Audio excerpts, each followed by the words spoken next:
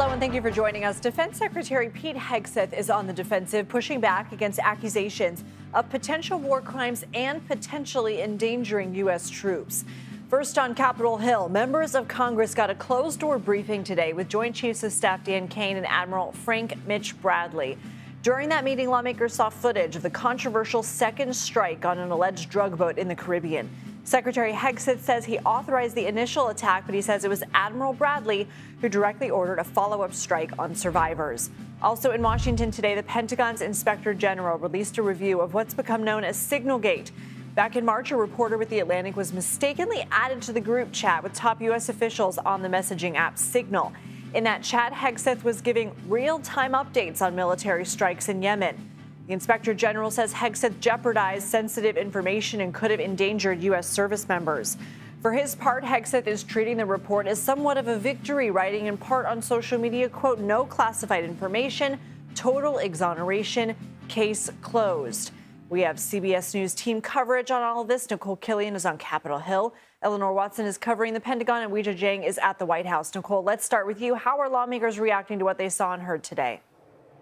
Well, overall, there is a general consensus and appreciation for Joint Chairman of the Chiefs of Staff, General Dan Kane, and Admiral Bradley for coming here to brief lawmakers. And there also is a consensus among many of the lawmakers that Secretary Hegseth did not give this kill them all order, according to Admiral Bradley, through these briefings that he gave to lawmakers. But where there is some distinction is really about the characterization of these strikes and whether or not that double tap strike, if you will, was warranted once those survivors were spotted. Take a listen to how lawmakers responded when they saw that portion of the video during closed-door briefings today.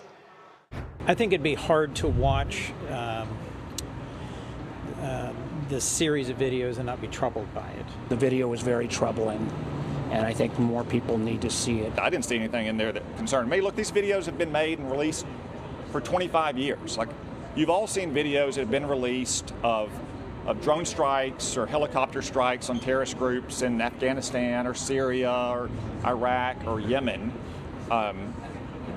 There's nothing novel or new here. So on the one hand, you have some lawmakers, particularly many Democrats, who found some of the video troubling. You have others like Senator Tom Cotton there, a Republican, saying he didn't find it troubling. So that being said, in talking to a number of lawmakers, both on and off camera, some obviously still have questions, want to know more, believe that this video potentially should be released at some point. So we will see where the investigation goes from here. Where does it go from here? Do we have any indication? Well, I did have an opportunity to speak with Roger Wicker, who is the chairman of the Senate Armed Services Committee.